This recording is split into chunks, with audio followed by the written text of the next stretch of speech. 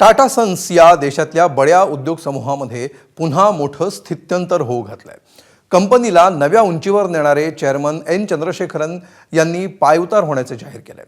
त्यांची कारकीर्द कशी राहिली आणि आता संचालक मंडळासमोर कोणतं आव्हान आहे, बघूया या स्पेशल रिपोर्टमध्ये। देशातला जुना आणि विश्वासार्ह उद्योग समूह असलेल्या टाटा सन्स मधला अंतर्गत वाद पुन्हा चव्हाट्यावर आला। समूहाचे चेअरमन एन चंद्रशेखरन यांनी अचानक पायउतार होण्याची घोषणा करून गुंतवणूकदारांसह उद्योग विश्वाला धक्का दिला। 20 फेब्रुवारी 2027 रोजी कार्यकाळ संपल्यानंतर ते आपल्या पदावर राहणार नाहीत। टाटा सन्सच्या सर दोराबजी टाटा ट्रस्ट आणि सर रतन टाटा ट्रस्ट यांनी एन चंद्रशेखरन यांना 5 वर्षांची मुदतवाढ देण्याची शिफारस केली होती। 24 फेब्रुवारी 2026 रोजी संचालक मंडळाच्या बैठकीत हा प्रस्ताव ठेवण्यात आला। मात्र रतन टाटांच्या निधनानंतर टाटा ट्रस्टची सूत्र हाती घेतलेल्या नोएल टाटा यांनी चंद्रशेखरन यांना 5 वर्ष मुदतवाढ देण्यास नकार दिला। याला 6 महिने उलटून गेल्यानंतरही एकमत होत नसल्यामुळे शर्यतीतून माघार घेत असल्याचं चंद्रशेखरन यांनी स्वतः जाहीर केलंय। 6 महिने झाले तरी मुदतवाढीवर निर्णय झालेला नाही। टाटा सन्सचे मोठमोठे प्रकल्प सध्या महत्त्वाच्या टप्प्यावर आहेत। त्यासाठी 2027 नंतर अध्यक्ष कोण असेल हे महत्त्वाचं आहे। 20 फेब्रुवारी 2027 नंतर मी अध्यक्षपदासाठी उपलब्ध नसल्याचं संचालक मंडळाला कळवलंय।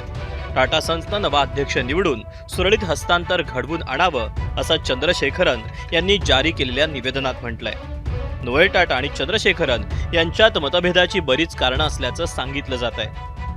एअर इंडिया, सेमीकंडक्टर उद्योग, ईव्ही बॅटरी आणि टाटा न्यू यात होणारा मोठा खर्च आणि तोट्यावर नोएल टाटा यांनी प्रश्न उपस्थित केले होते। 65 वर्षांच्या वयोमर्यादेमुळे चंद्रशेखरन यांना 5 ऐवजी केवळ 2 वर्षांची मुदतवाढ द्यावी असं नोएल टाटा यांचं मत होतं। टाटा सन्सचं शेअर बाजारात लिस्टिंग न करण्याची लेखी हमी नोएल टाटांना हवी होती। मात्र आरबीआयच्या नियमांमुळे असा शब्द देण्यास चंद्रशेखरन यांनी असमर्थता दर्शवली होती।